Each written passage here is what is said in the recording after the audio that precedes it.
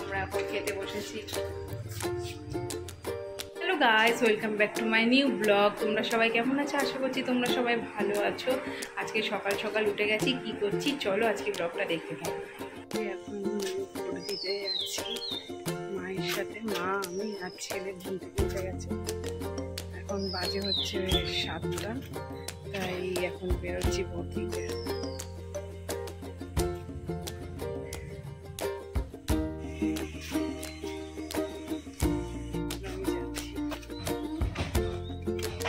Vote দিয়ে এই যে ভোট দিলাম, দিয়ে টিয়েই আসলাম। এখন কি খাবো চলো। বেলা রুটি আর ডিম ভাজা দিয়েছে মা, তাই খাচ্ছি। আর এদেরকে নিয়ে বসে রয়েছি, এই যে এরা ড্রয়িং করছে, তাই এখন এটা খাচ্ছি। চলো দেখতে থাকো দুপুরবেলা কি করছি, কি খাচ্ছি। দুপুরবেলা আজকে চিকেন বিরিয়ানি হচ্ছে। দাদার হাতের বিরিয়ানিটা পুরো দাদা বৌদি স্টাইলের বিরিয়ানির মতন লাগে, তাই দাদা আর বৌদি আজকে বিরিয়ানিটা রান্না করছে। আর বাইরের ওয়েদারটা এত সুন্দর, ঠান্ডা ঠান্ডা, তাই মা বলছে আজকে বিরিয়ানি কর। দাদারও ছুটি রয়েছে ভোটের জন্য, তাই দাদা আর বৌদি দুজন মিলেই শুরু করে দিয়েছে রান্নাবান্না। এখন জাস্ট এটা স্টিম মানে একটু গরম করলেই এটা হয়ে যাবে। তো দেখতে থাকো কিভাবে আজকের দিনটাকে কাটাচ্ছি।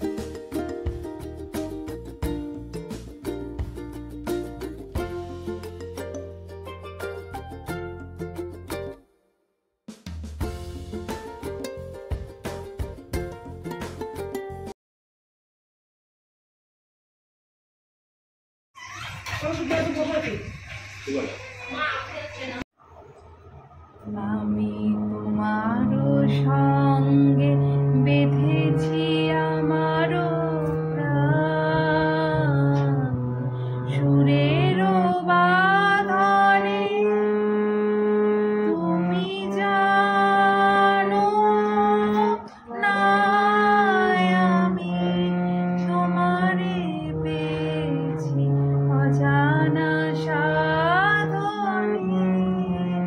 আমি তোমারও সঙ্গে বেঁধেছি আমারও প্রাণ, সুরেরও বাঁধনে।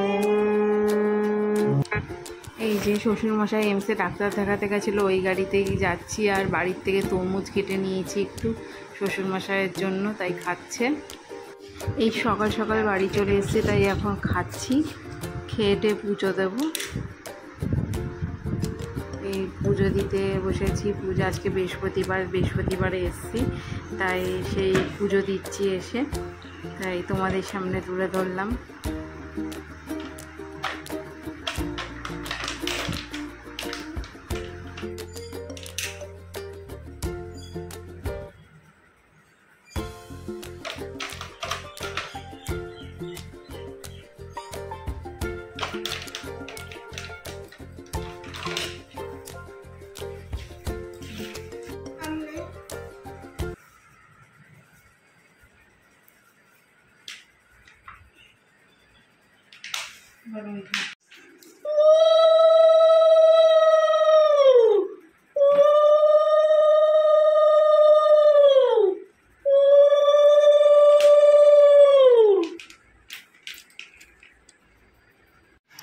এই পুজো দেওয়া হয়ে গেছে। তোমাদের ব্লগটা যদি ভালো লেগে থাকে please like, comment, share and subscribe.